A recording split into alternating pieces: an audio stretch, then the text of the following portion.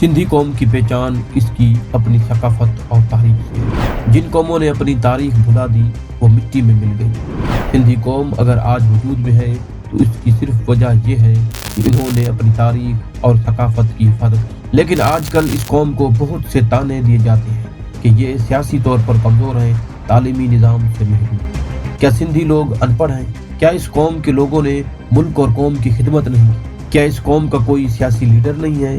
کیوں اس قوم کی تاریخ کو نظر انداز کیا جاتا ہے؟ دنیا کی قدیم قوموں میں سندھی قوم کا شمار ہوتا ہے۔ یہ قوم 5000 سال پرانی تاریخ رکھتی ہے اور اس قوم نے دنیا کو بہت کچھ سکھایا بھی ہے اور ایک تہذیب یافتہ قوم ہے۔ آپ نے یقیناً موہنجو داڑو اور ہڑاپا کے بارے میں تو سنا ہی ہوگا۔ یہ بھی سندھی قوم کے آباد کیے گئے شہر تھے۔ سندھی لوگ جنوبی ایشیا میں آبادی لوگوں کا ایک نسلی گروہ ہے جو ہند آریائی نسل سے تعلق رکھتے ہیں۔ سندھی لوگ پاکستان اور بھارت میں کثرت سے پائے جاتے ہیں۔ پاکستان کا صوبہ سندھ بھی انہی کے نام سے منسوب ہے۔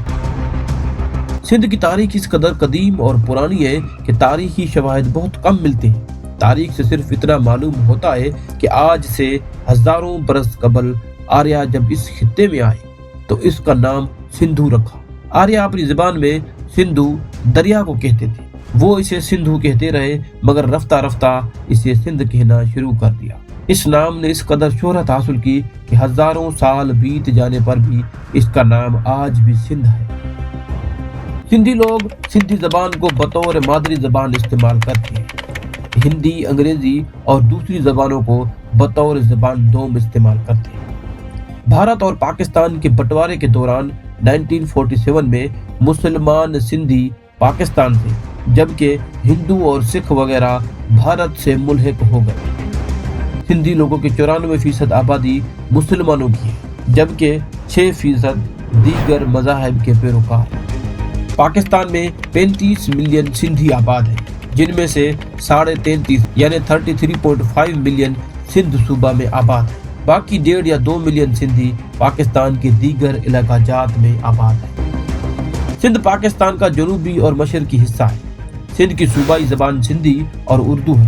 صوبائی دارالحکومت کراچی ہے۔ سندھ کو باب الاسلام بھی کہا جاتا ہے۔ 2023 کی پاپولیشن کے مطابق پاکستان میں صوبہ سندھ کی آبادی 5.56 کروڑ ہے۔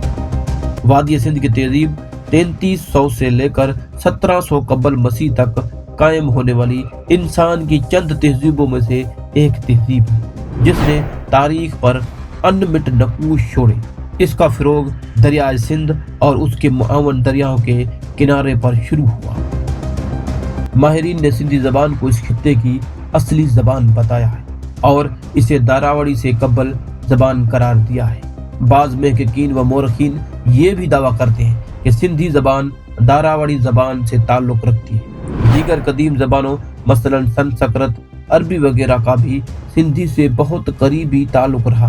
تمو کے دور حکومت میں علم و فضل، سندھی زبان کی ارتقاء، سندھی شاعری کی ابتدا ترقی کے اعتبار سے ایک اہم دور مانا جاتا ہے۔ کلہوڑو دور میں سندھی حروف تہجی کی ترتیب دی گئی۔ کلہوڑو دور میں سندھی زبان، ادب اور شاعری پر بہت کام ہوا کیونکہ شعراء پر فارسی اور عربی کا اثر تھا، مگر اس کے باوجود اکثر شعراء نے سندھی زبان کو فوقیت دی۔ شاہ عبداللطیف بھٹائی نے صرف سندھی زبان میں ہی شاعری کی۔ سندھی 14ویں عیسوی صدی سے 18ویں صدی تک تعلیم و تدریس کی مشہور زبان رہی۔ یہ وہ وقت تھا جب شاہ عبداللطیف بھٹائی اور دیگر کئی شعراء نے سندھی زبان میں اپنا صوفیانہ کلام پیش کیا۔ انہوں نے انسان اور خدا کے درمیان رشتے کی وضاحت کی۔ ہڑاپا اور موہنجو دڑو اس قوم کے اہم مرکزی شہر تھے۔ ماہرین کو دریائے سوات کے کنارے بھی اس تہذیب کے آثار دریافت ہوئے ہیں۔ اس تہذیب کے باسی پکی اینٹوں سے مکان بناتے تھے اور ان کے پاس سفر کے لیے بیل گاڑیاں بھی تھیں۔ سندھی لوگ چرخہ کاتنے اور کپڑا بننے، مٹی کے برتن بنانے کے ماہر تھے۔ کسان، جولاہے، روئی دھننے والے، کمہار اور دیگر وادی سندھ کی تہذیب کے معمار تھے۔ سوتی کپڑا جسے انگلش میں کاٹن کہا جاتا ہے اور شطرنج کی گیم تو آپ جانتے ہیں، یہ دونوں چیزیں سندھی قوم کی ہی ایجاد ہے۔ वादी सिंध की तहजीब ने हजारों साल से जमाने को हैरत ज़दा कर दिया। मौरखीन के मुताबिक आर्यों ने सिंध के जितने भी इलाके फतह किए उनका नाम सिंध ही रखा। जबान के लिहाज से सिंधी जबान पूरे पाकिस्तान में सबसे ज्यादा बलागत और फसाहत वाली है, जिसका जीता जागता सबूत शाहजो रिसालो।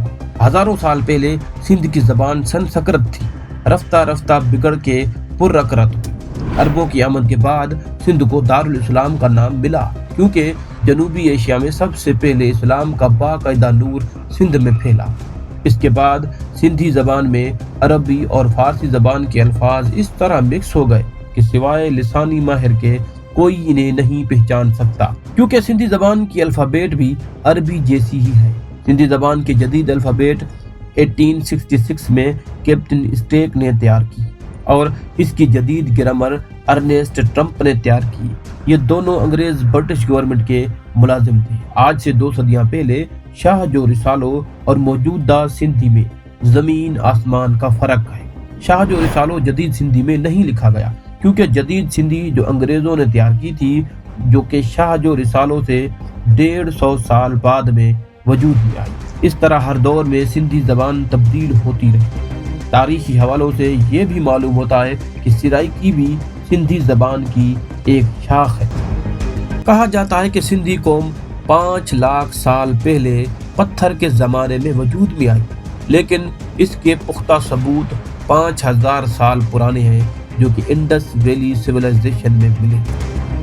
1922 में आर्कियोलॉजिकल सर्वे ऑफ इंडिया ने खुदाई से ये मालूम किया कि इंडस वैली सिविलाइजेशन 3300 से 1700 कबल मसीह में वजूद में थी। भगवान एस किडवानी की किताब रिटर्न ऑफ आर्यंस में लिखा हुआ है कि सिंधी ही सबसे पुरानी तहजीब के क्रिएटर है।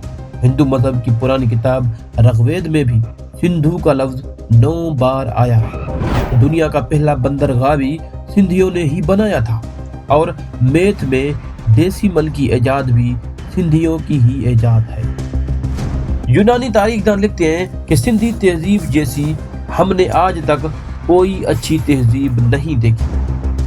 अरबों के 300 साल हुकूमत के बाद 500 साल तक सुमरा सिंधियों ने सिंध पर हुकूमत की। समा खानदान ने 1351 से लेकर 1521 तक सिंध पर हुकूमत की। इस दौर को सिंध का सुनहरी दौर माना जाता है। इस दौर में सिंधी जबान ने तरक्की की और इल्म व अदब का परचम ऊंचा हुआ और फारसी की जगह अरबी ने ले ली।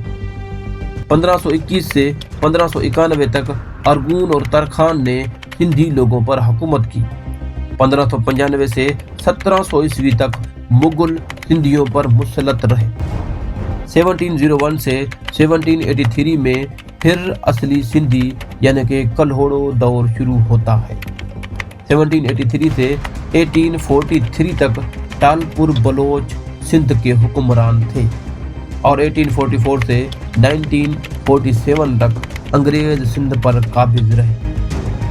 1759 यानी कलहोड़ो दौर में दुनिया में पहली मर्तबा कुरान मजीद का सिंधी जबान में आखूद अजीजुल्लाह ने तर्जुमा किया। अंग्रेजों के दौर में सिंधी लोगों ने अंग्रेजी कानून और जबान को सीखा, जिसकी वजह से इन्हें कारोबार और सरकारी नौकरियों में बहुत अहमियत मिली। लेकिन पाकिस्तान बनने के बाद बहुत से सिंधी लोगों को अपनी धरती माँ को छोड़ना पड़ा, जो आज भी सिंध के लिए तड़पते रहते। मेरे अजीज दोस्तों, ये थी सिंधी कौम की तारीख, जो हमने आपको तारीखी हवालों से बताई। अगर तारीख में कोई चीज़ हमसे रह गई हो तो आप हमें कमेंट बॉक्स में इन्फॉर्म कर सकते हैं। अगर आपको हमारी ये वीडियो अच्छी लगी है तो वीडियो को लाइक करें, चैनल को सब्सक्राइब करें। मिलते हैं नेक्स्ट वीडियो में, तब तक के लिए करामत को दीजिए इजाज़त। अल्लाह हाफ़िज़।